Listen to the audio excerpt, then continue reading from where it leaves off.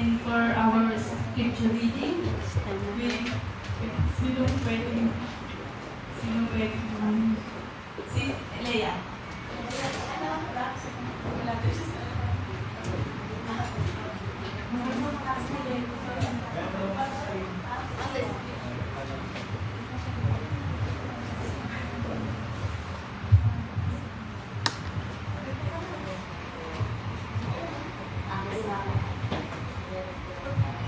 Acts chapter 1 verse 11. Men of Galilee, why do you stand looking into heaven? This Jesus, who was taken up from you into heaven, will come in the same way as you saw him go into heaven. Amen.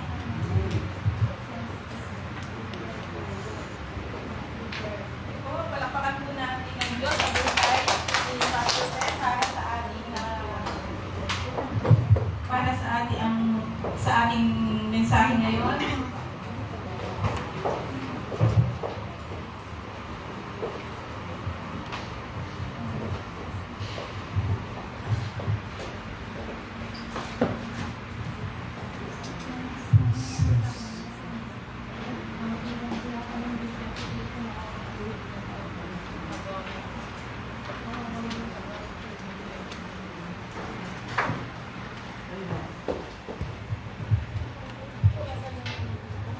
Hallelujah. Amen. Pwede po bang kamayan po natin yung ating mga katabi niyan, mga kapatid? Batiin po ang ating mga kapatid. Dahil po mga matagal na hindi nakita, praise God. Di ba kahit sobrang init ng panahon, nag-iinit din ang ating pananampalataya sa ating Panginoon. Amen? Woo! Hallelujah. Napakaganda po ng ating pag-aaralan ngayon, mga kapatid. Kamusta na po, mga kapatid? It's been half a year already, yung year 2025. Anong mas marami sa mga buhay nyo ngayon?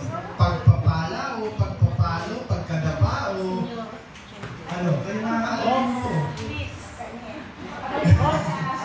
Pero parang sa palagay ko, mas marami yung mga pagsubok, amen, mga problema, amen. Kasi mahirap kapag patuloy tayo nakatanggap ng blessing.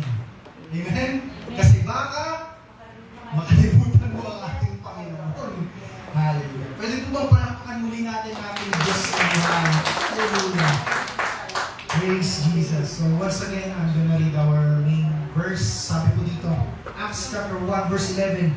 Men of Galilee, why do you stand looking into heaven?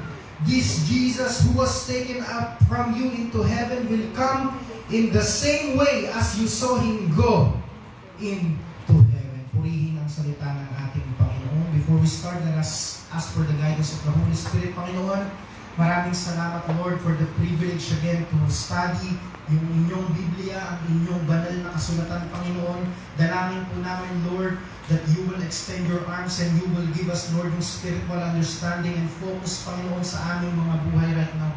And Lord, bibigyan niyo po ako, Panginoon, yung mga simplest na mga salita, clearest na mga salita na madali pong maiintindihan ng ating mga kapatid. Lord, always put me at your back and only your voice will be heard and not mine. We rebuke any kinds of distraction right now and we claim your victory today. We give you all the glory, all the thanksgiving in Jesus' mighty name.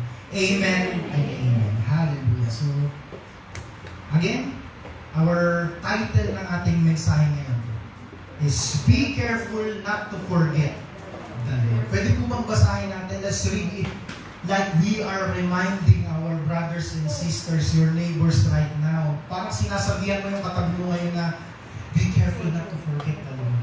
Amen? Come on, let's read! Be careful not to forget the Lord. Amen. Amen. Pero parang nakatingin lang ah. Sabi ko, tingnan nyo, paalalahanan nyo yung mga katabi mo. Praise God. Hallelujah. Isa pa nga ulit, medyo tingin kayo ng gano'n. Okay, one more. Be careful! Yes. Hallelujah. Praise Jesus. Brothers and sisters, we are going to observe our life, my life, your life, our life. We often call, pray, or ask God when we are in the middle of our storms in our life. Amen? When we are in the middle of problem sa mga buhay natin. Let's admit it. Mas madalas po tayong tumawag sa ating Panginoon kapag tayo po ay namomroblema. Napapatanong tayo niyan. Amen? No question asked. We are all like that. And actually, sometimes, kahit wag na natin aminin, sometimes God is our last resort. Kapag hindi na natin kaya yung problema sa buhay, minsan napapatanong ka talaga sa Diyos eh, Panginoon, bakit ko ito nararanasan? Bakit mo pinaparanas sa akin ito? Tapat naman ako maglingkod sa iyo. Amen? Hallelujah. Mga kapatid, lahat po tayo ganito. Pero kabaliktaran naman po ang nangyayari. Kapag tayo ay nakaka-receive ng blessing, when there's a lot of blessing, hallelujah. Alam niyo ba po yung ibig sabihin? Naniniwala po ako that blessing has a side effect. Sabihin po natin, side effect. Side effect. Hallelujah. Naniniwala po ba kayo na kung o-observe natin ang ating buhay, mas marami pong mananampalataya na nasa middle na pamumuhay lang compare sa mga mahiyaman. Kasi pinalaan tayo ng Biblia na mahirap po talagang maging Kristiyano kapag sobra-sobrang pagpapala ang meron ka. Kapag sobrang dami kang pera, maraming tentasyon, mas marami po yung tentasyon na mararanasan ka. Amen? Hallelujah. Kapag ang tao po pinagpapala ang buhay, kapag ang tao po umaasenso o kaya gumaganda ang buhay, nakakatapos ang mga anak, sometimes nakakalungkot po, that's the time din na nakakalimot ang isang tao sa Panginoon. Expect ko na walang mag-i-amen po mga kapatid. Here in South Korea po, sa almost na nasa 9 years po ko na nasa different ministry, na-observe ko po na ang mga Filipinong nagtatrabaho po dito sa Korea, kung kailan naging 3 million yung sahod, dumami yung overtime. Nauna, nung hindi pa 3 million sahod, nagpipray kay Lord, lagi nasa simbahan, Panginoon, gusto ko po ng 3 million na salary. Pero nang nabigyan ng 3 million na salary, dumami yung overtime. Meron pa po. Marami pa po akong makakilala. Nakaligtas sa immigration, nakatakas sa immigration, imbis na magpasalamat sa Panginoon, mas natakot magsimba. Hallelujah. Amen? Ayun po yung tinatawag na yung pagpapala na mismo lumalayo sa'yo. Dahil sa pagpapala na natatanggap mo, napapalayo ka sa ating Panginoon. Kaya nga po ang title natin is be careful not to forget the Lord. Can we whisper to our brothers and sisters right now? Be careful, kapatid. Come on. Hallelujah. I know, mga kapatid, meron na po tayong mga ipon. Nandito tayo sa South Korea, malaki ang sahod dito. Pero, tataputin ko na po kayo. Marami kayong pera, but without God, walang kwenta yan. It's nothing. Amen? Malakas kayo, healthy kayo, pero without God, walang kwenta yung kalakasan mo. Observe this verse, mga kapatid. Sabi po dito, you cannot say, alam niyo po yung I can do all things, amen? You cannot say, I can do all things without true Christ who strengthens me. Amen? Hindi naman po sinabi na, I can do all things and then ka. No. Kompletuhin po natin. I can do all things through Christ who strengthens me. Amen. Amen. Philippians chapter 4 verse 13. Hallelujah. In other words, mga kapatid, there's always a God who supplies everything in our life. That's why pinaalalahanan po tayo in Romans chapter 5 verse 8.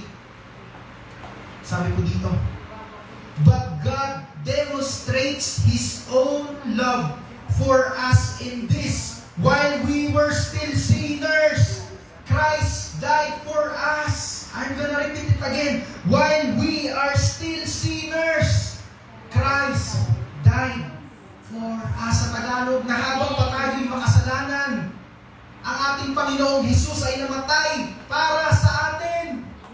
Amen? Masyado na po siguro mga banal tayo at walang nag-i-amen. Again, Christ died for us. Amen. Hindi na nakikita. Hallelujah. We are all sinners. Christ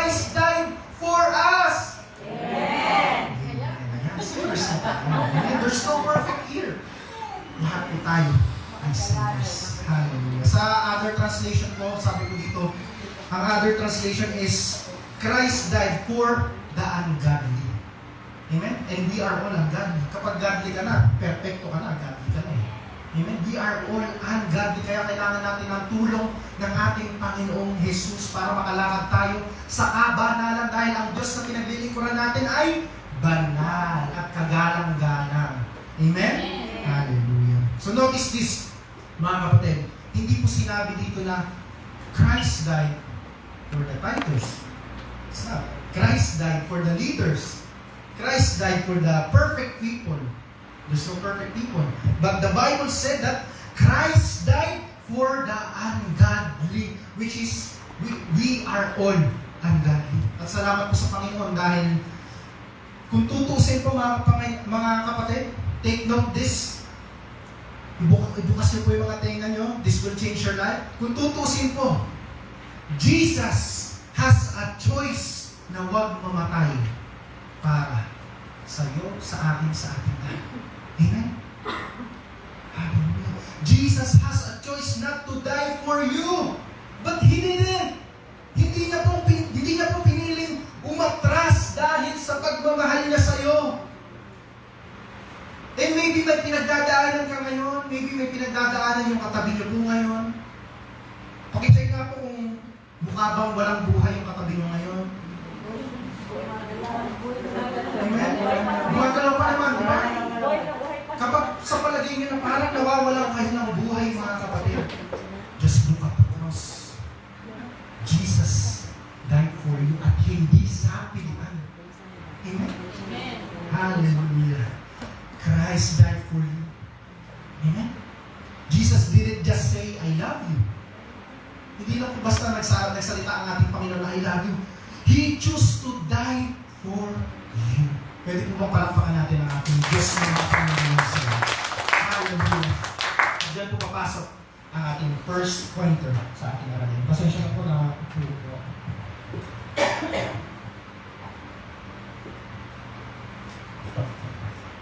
Hallelujah. For our first pointer,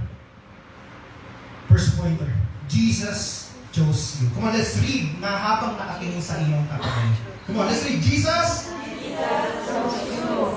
Mahirap nga naman magbasa ng nakatingin sa katabi. Hallelujah. Mga kapatid, kung malungkot yung katabi mo ngayon, may pinagdadaanan, ulit-ulitin mong paalalahan. Come on, ulit-ulitin po natin. Jesus chose you. Jesus chose you. Jesus chose you. At kung once a month lang po yan nagsisimba, ay medyo hawakan nyo na yung balikat at medyo alog-alogin mo na, Jesus chose you. Jesus chose you. Amen? At kung tuwing birthday lang at sanggip sa lang yan ang pupunta, ay medyo may kaunting sa pa na po. Binibiro ko lang po. Hallelujah. I just want to emphasize po that Jesus chose you. Even He has a choice to back out. Hallelujah. Gusto niyo po ng patunay? Pro? Ayun, favorite natin. Patunay. Yes, brothers and sisters, Jesus has multiple chance not to die for you, for me. Proof, patunay. 5 days before ng crucifixion ng ating Panginoong Jesus, Jesus decided to enter the Jerusalem. Hallelujah. Knowing, alam niya, that He has multiple death threats. Kasi sa mga panahon po na yung mga kapatid, maraming gustong pumatay kay Jesus Christ. Maraming gustong umaresto sa ating Panginoong Jesus.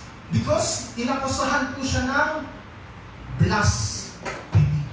Wala pong naniniwala sa kanya na siya po ay Diyos. Hindi po naniniwala yung mga Jewish leader, mga high priest leaders na si Jesus ay Diyos. At marami po sa mga relihiyon ngayon na hindi naniniwala na si Jesus ay Diyos. Amen?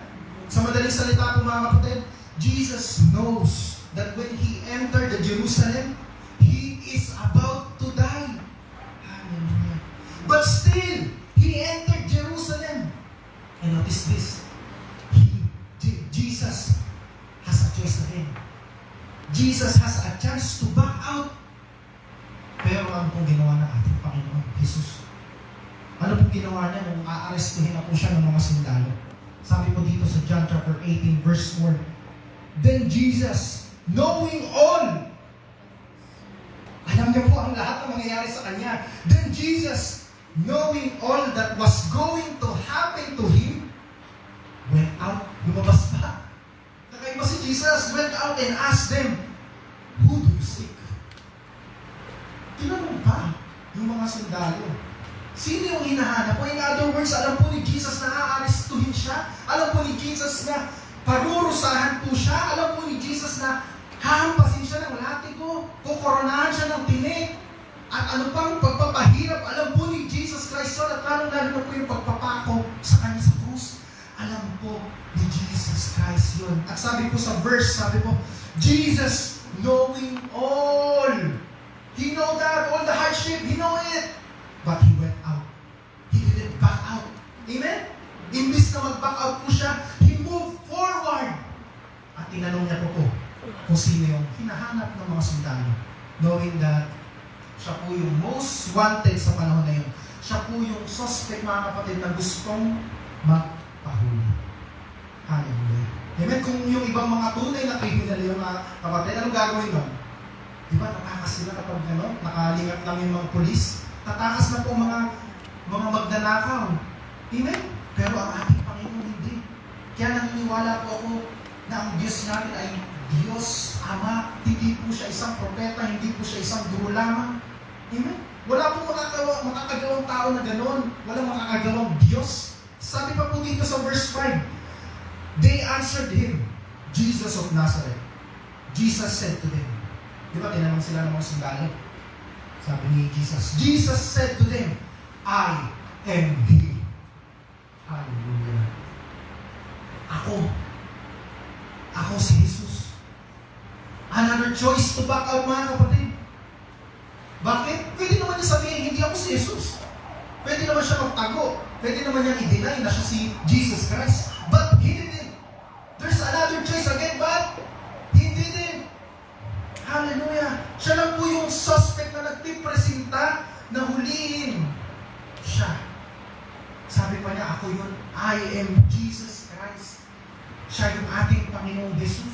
And if we're going to continue reading yung Bible verse na ito, medyo mahaba po. Sabi po dito, ay nandiyan na pala.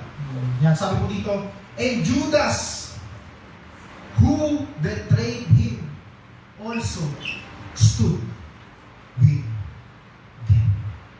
Ay, grabe po yung pinagdaanan ng ating Panginoong Jesus. Imagine that, 3 years and a half kasama po ni Jesus Christ si Judas sa ministry. Pero ayun pa po yung nagkalulo sa kanya. At sabi po sa verse 6, Now when He said to them, I am He, they drew back and fell to the ground. Sino po yung nag-fell to the ground daw po? Ayun po yung mga sundalo na aaresto sana sa ating Panginoong Jesus. Nahimatay daw po sila, nawalan daw po sila ng lakas. Again, mga kapatid, another choice to back out. Pero di ba na ating Panginoong Jesus? Another chance to run away. But if we are going to continue again the verses, ang sabi po ni Jesus, Jesus waited these soldiers to stand up. Hallelujah. Bumigay, nag-collapse yung mga sundalo huli sa kanya. Hinintay pa ni Jesus. Amen? Hallelujah. Ang ating Panginoon. Tunay nga po na ang pag-ibig ng Diyos ay walang katatay. Imagine na nagbagsakan ang mga sundalo kapag tunay na kriminal po yan, mga kapatid. Tatakas. Agad-agad yan. Amen? Kasi ang mindset po nila is, huhulihin sila ng mga pulis. But Jesus waited for the soldiers to stand up. And I remember po, mga kapatid, when I'm studying in a university in the Philippines, madalas po akong nasa National Bookstore. Pamilyar po kayo sa National Bookstore? Amen? Yung kulay pula? Amen? Sa mga TNT dito, matagal na hindi nakikita yun. Pero hanggang ngayon ata, meron pa. Tama po ba? Amen. Yes. Madalas po akong nandun. Nagbabasa natin. Madalas po akong nandun, mga kapatid. Nabasa po akong libro na title is The Murder of Jesus. Parang hindi ka panipanwala. Na-murder daw si Jesus. And when I become a theologian po, sa mga hindi ko nakakaalam, ako po po sa mga pastor, patuloy po ako nag-aaral ng mga iba't ibang doctrines. At napag-aralan ko po yung doctrine of atonement. At doon ko po napagtanto mga kapatid that ang ating Panginoon ay hindi pinatay. Amen? Hindi po siya na-murder. Ano ba Tagalog ng murder? Ganun din di ba? Hindi po siya na-murder. And this is the proof, yung pinag-aaralan po natin ngayon. Jesus was not deceived. Jesus was not tricked. Diyos siya, paano siya matitrick? Jesus was not forcefully arrested. He gave His life for you. He gave His life to save your life. Hallelujah. Grabe no? He gave His life to save your life. He gave His life to heal your diseases. He gave His life to heal your sickness. He gave His life to justify and redeem you. He gave His life to forgive you. You are already forgiven sa ating Panginoon. Amen? Palakpakan po natin ang ating Diyos na Panginoon. Hallelujah. Jesus gave His life for you. So what you are going to do? What are we going to do? So allow yourself to be saved by Jesus. Allow Jesus to save you. That's the only thing we are going to do. Dahil lahat ng paghihirap, dinanas na ng ating Panginoon Jesus. Amen? Huwag ka na manglabang, kapatid. Say to your neighbors right now, allow Jesus to save you. Come on, let's say, Allow Jesus to save you. hallelujah. Amen? Back in the story, Friday, 9 o'clock in the morning, Jesus was crucified. And early Sunday morning, Jesus rose from the dead. And the world heard it. Kung siguro sa panahon na yun, trending, viral yung muling pagkabuhay ng ating Panginoon. And of course, the disciples heard it. At mula sa pagkakawalang pag-asa ng mga disciples, noong nalaman po nila that Jesus is alive, napuspos po sila ng pag-asa. Nagkaroon po sila ng panibagong pag-asa. Amen? Kasi alam niyo po kung ano dinanas ng mga disciple? Friday hanggang Sunday, nagtago po sila. Dahil sa takot po nila na baka sila na po yung paparusahan, baka sila na po yung ipapako sa krus. Amen? Pero nung narinig po nila na muling nabuhay ang ating Panginoong Jesus, their hope was on fire. Amen? Jesus is alive. At dyan po papasok ang ating pointer number 2. Pointer number 2. Jesus can change your life. Come on, let's read. Jesus Jesus can change your life. Amen. Hallelujah. At ang buhay na katotoo, biblical truth is yung from being hopeless to hopeless. At ayun po yung buhay ng mga disciples. That's the biblical truth na mula sa Biblia. Amen? At grabe po yung naranasan ng mga disciple. Nakasama po nila si Jesus ng 40 days. Nakasama po nila yung resurrected body ng ating Panginoong Jesus. Imagine that if you are one of the disciples, I'm sure your faith will be on fire. Imagine that for 40 days, Jesus clothed them with power. Hallelujah. Siguro araw-araw sila nagbo-Bible study nun eh. Amen? Lahat po ng, yung buhay po ng mga disciples sa panahon na yun, lahat po payapa. Mabuti, masagana, masaya. And all of the sudden, biglang may nangyaring kakaiba, mga kapatid. After 40 days, akala ng mga disciples, puro saya na lang eh. Amen? Kaya sinabi ko nga po sa inyo, hindi hahayaan ng Panginoon na puro blessing lang yung natatanggap sa buhay. Kasi kung puro blessing lang yan, mga kapatid, makakalimot ka sa ating Panginoon. And after 40 days, they witnessed Jesus going to heaven. They witnessed a miracle. Amen? Mga kapatid, kapag ang tao po ay nalaglag sa isang building, ano pong tawag doon? Di ba po ang tawag doon ay aksidente? Pero kapag may isa kayong tao na nakita na mula sa lupa, pumupapunta sa langit, anong tawag po doon? That's a miracle. Amen? Nag-gets po ba? That's a miracle. Amen? Mga kapatid, sabi ko, all of a sudden, Jesus goes to heaven and the disciples po was not prepared. Kasi po, sinabihan po sila ni Jesus na siya po ay mabubuhay. Pero nung iniwan po sila ni Jesus, hindi hindi po sila sinabihan. Kaya ano po nangyari doon sa mga disciples? Natulala po sila, and maybe sobrang bigat po ng pakiramdam nila kasi kasama po nila yon in 40 days. Sobra yung pagmamahal nila sa ating Panginoong Jesus, tapos bigla na lang umakyat sa langit. Sigurado po ang dami po silang iniisip sa mga oras na yun. Makita ka ba naman ng nagkatawang tao papunta sa langit? Tapos bigla na wala yung leader, yung tatay mo, yung Diyos mo. They don't know what to do sa mga panahon po na yun. At dahil alam po ng Panginoong Jesus yun, and Jesus knows it. And Jesus sent 2 angels to remind them, to wake them up. Kasi nakatulala po yung mga disciple eh. Grabe, kayo ba nung makita ng isang tao nung lumilipad papunta sa heaven? Talagang matutulala po kayo doon. Amen? Sabi po dito, ayan, dito na po papasok yung ating main verse. This is the 2 angels speaking. Sabi po, Men of Galilee. Sabi po doon sa mga disciples, yung 500 na witness nung umangat yung ating Panginoon sa heaven. Sabi, Men of Galilee, why do you stand looking into heaven? This Jesus who was taken up from you into heaven will come in the same way as you saw Him go into heaven. It's like sinabihan po sila ng mga angels na sa mga disciples na after you witness yung miracle, are you just going to stay there and look up? Wala ka bang gagawin pagkatapos mo makita yung miracle na yun sa iyong buhay, sa harap-harap ng iyong mata?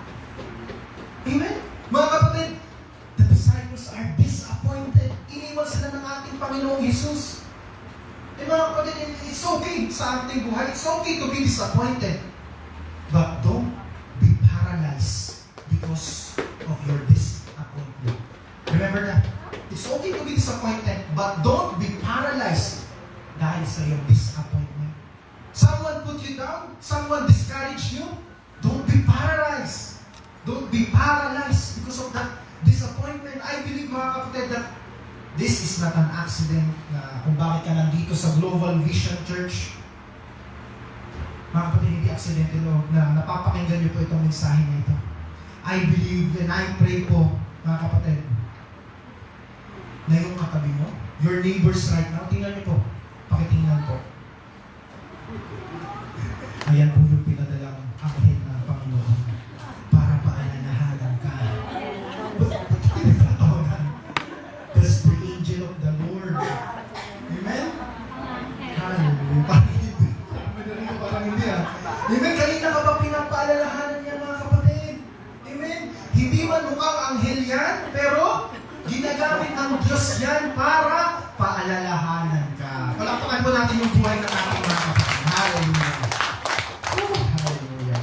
Siguro na-check nyo na mukhang mga anghel. Tama po? Wala na tututol? Yes, amen. Ayun po yung mga anghel. Sa madaling salita mga kapatid, if God did something in your life, you need to do something. Yeah? And I want you to shout amen. Amen. Hindi pa. Not yet. I want you to shout amen if may ginawang kabutihan ng Diyos sa buhay mo. Amen. Hallelujah. Sino dito may kakilala po na mahal sa buhay na pinagaling ng ating Panginoon? Amen. Hallelujah. Sino po dito nakaranas noong walang-wala siya pero bigla na lang nag-provide ang ating Panginoon? Amen. Hallelujah. Sino dito nung nag-enroll, pinag-enroll mo yung mga anak mo, sa kalagitnaan, nakala mo hindi mo pagtatapos sa anak mo, pero ngayon, graduate na. Sino po dito? Panakpakan natin ang Diyos na hallelujah. That's how good and powerful He is. Amen? Amen. Hallelujah. So last question, mga kapatid, sa araw nito. May ginawa ba ang Diyos sa buhay mo? Amen. May ginawa ba ang Diyos sa buhay mo? Amen. Hallelujah. Hallelujah. Be like an angel. Amen? Be like an angel to your neighbors right now. Amen? Pwede po ba sabihin natin ang katabi natin, be like an angel, kapatid. Be like an angel. Hindi kaaway. An angel, not an enemy, but an angel. Amen? Hallelujah. So for our conclusion po, mga kapatid, kung pumasok po sa ating mga puso ang ating pinag-aralan ngayon, ano po yung unang-una nating first pointer? First pointer, ano? Yes, Jesus chose you. He has chance to back out, but still Jesus chose you. And the second pointer is?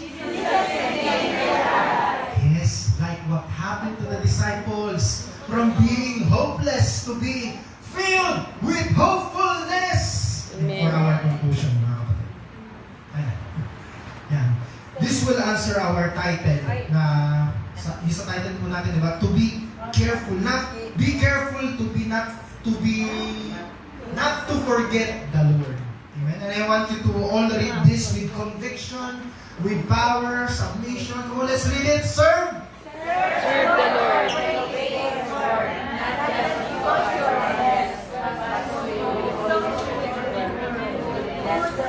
Medyo magulo po, babasahin ko ulit mga kapatid.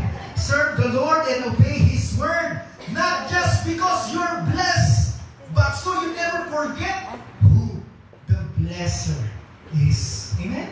Serve the Lord, obey the Lord, actively attend Sunday worship, actively attend Bible studies, tulad nung nangyari doon sa disciple, 40 days na nag-Bible study. Amen? Read your Bible in your home, share the gospel.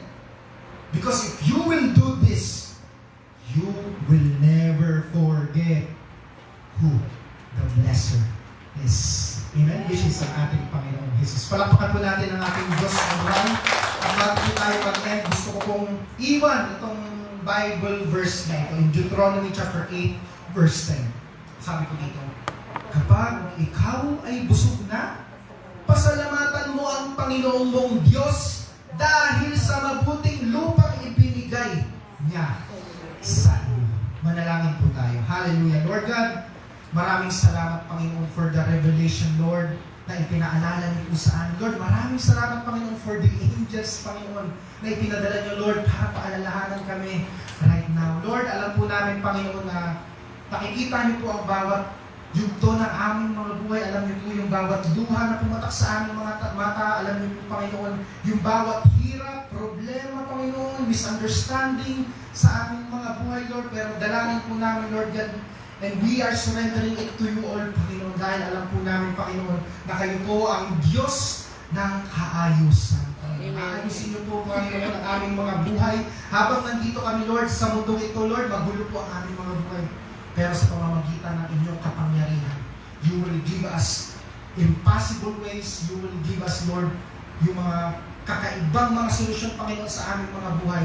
And Lord, we are declaring na yung mga pinapanalangin namin right now, it will be answered by you. Maraming salamat, Lord. Nawa, Panginoon, this message will help them, Lord, to transform their lives. Hindi lamang po ito napakinggan nila, maggagamitin po nila ito, Panginoon, para ikaw ay papurihan, para, Panginoon, ay bigyan ka ng pinakamataas papuri at hindi mo kami, Panginoon, susuko sa paglilingkod sa inyo. Maraming salamat, Lord. This is for your glory. In Jesus' mighty name. Amen. Amen and amen. Palakpakan natin.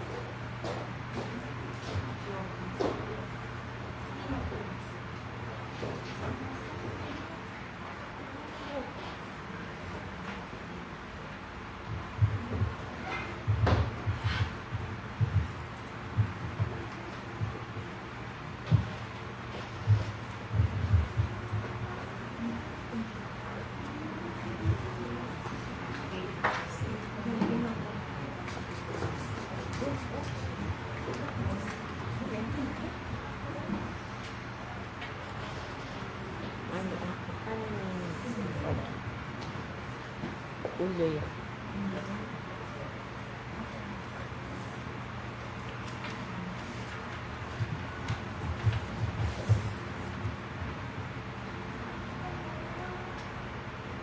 Hindi na yung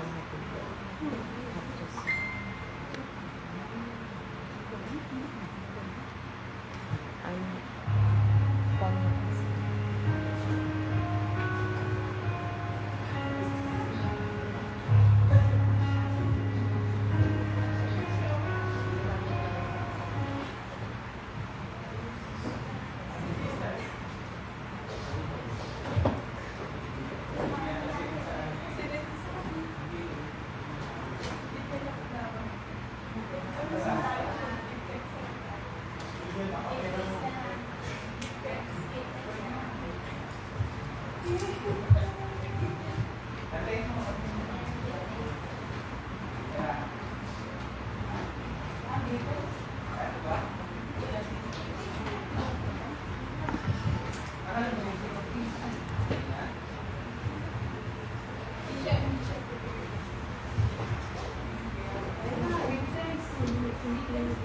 Here things with a grateful heart.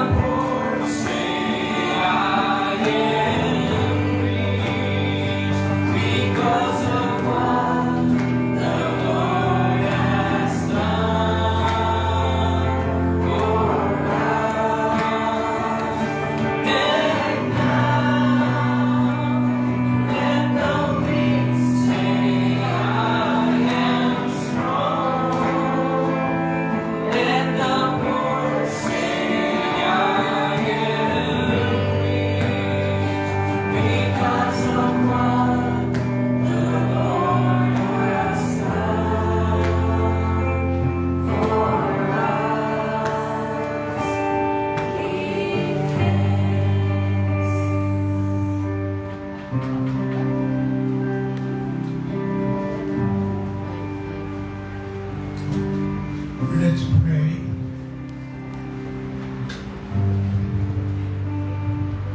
Our church, small church, will Filipino walk together. Nevertheless, our church was built by the Christ blood. In the Bible, church say to us, church is Christ's body. Our church body, we all remember deeply thinking about we need love each other. Amen. We are in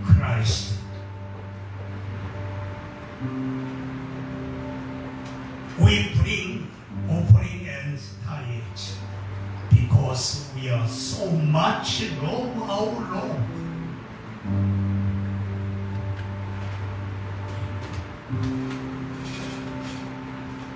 When we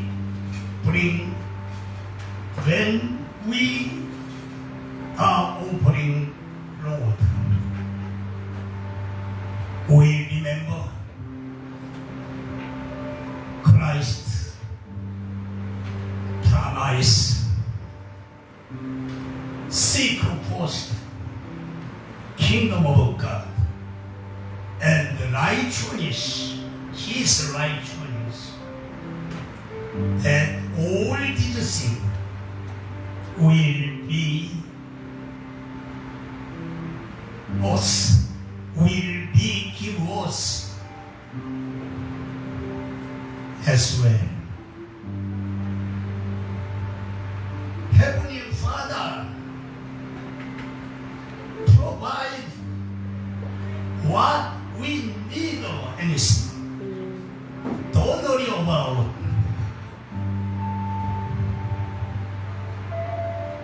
We pray for our church revival.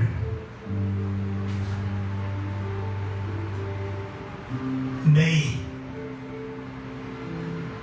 God bless our church revival and to be filled our church seat. Our church member have many testimony. God will give anything in your life. We encourage our life. Pray in Jesus' name.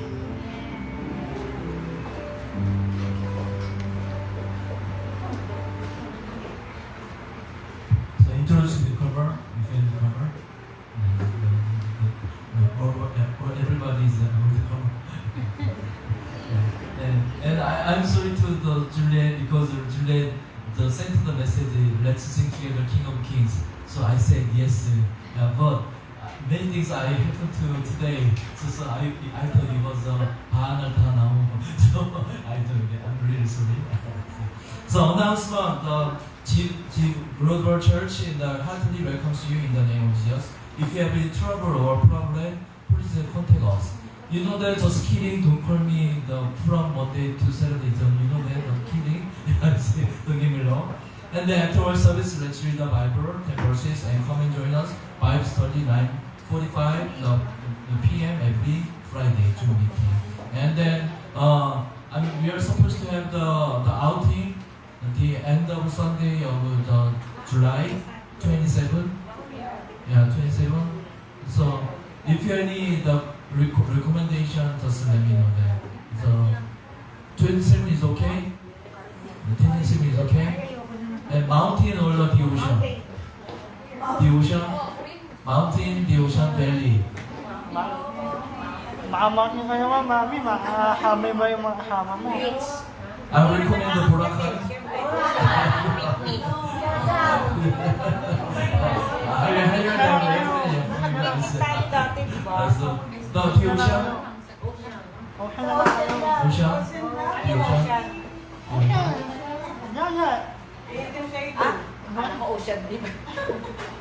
Yes, I'm supposed to go to ocean. The maybe same the last year, but you should be earlier, and you can join maybe around 10 hours there. Yeah, 10 hours there, and we can make our body the black in the dark. And any question, any recommendation? Later. Yeah, give me, yes, send me the love letter. Okay. That's all. 저기 앨범이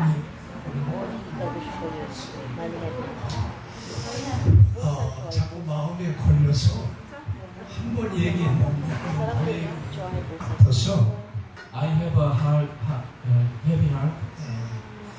전날에 두테르토와 경쟁자들은 Duterte. 옥신용이 두 사람이 대통령 나왔어요. 네, 옥신용.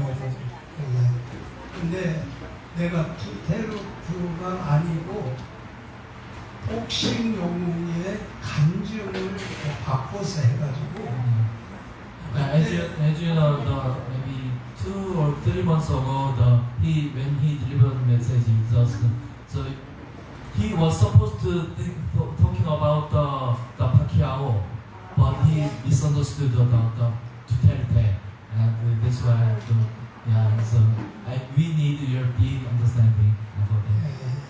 이게 마음에 들 건데 잘못 얘기해서 롱 메시지.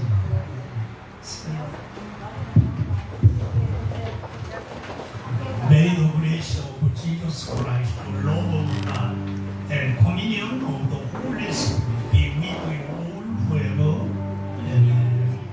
Christ alone, I place my trust and find my glory in the power of the cross.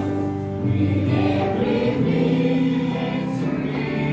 let me stand to me, my source of strength, my source of glory is Christ alone.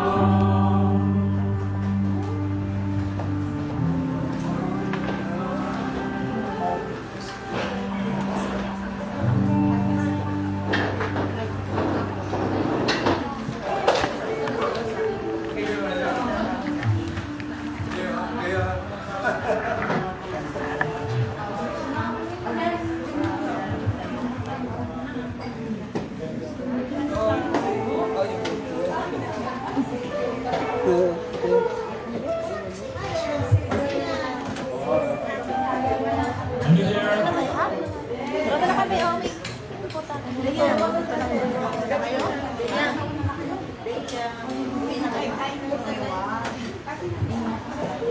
Sabay-sabay po. Blessed is the man who does not walk in the counsel of the weak, or stand in the way of sinners, or sit in the seat of mockers. But his delight is in the law of the Lord, and on his law he meditates day and night. He is like a tree planted by streams of water, which yields its fruit in season, and whose leaf does not wither. Whatever he does prospers. Not so the weak. They are like chaff that the wind blows away. Therefore the weak will not stand in the judgment, nor sinners in the assembly of the righteous. For the Lord watches over the way of the righteous, but the way of the weak will perish. Everyone say, Amen. Kaina tayo.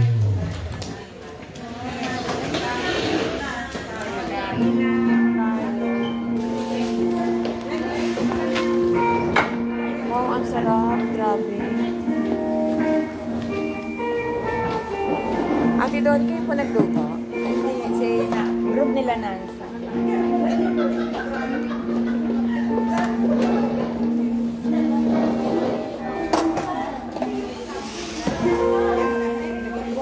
Maglagay ka na lang ng puso, ha? Yun na ano. Maglagay ka na lang. Pastor Ben. Ay, sino ba? Ay, Father Brito. Ay, Pastor.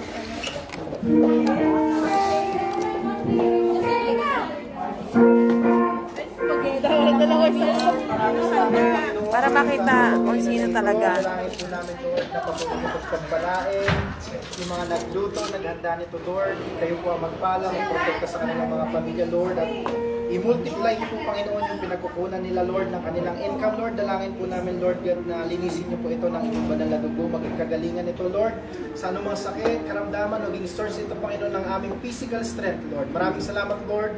This is for your glory in Jesus' name. Amen. Amen.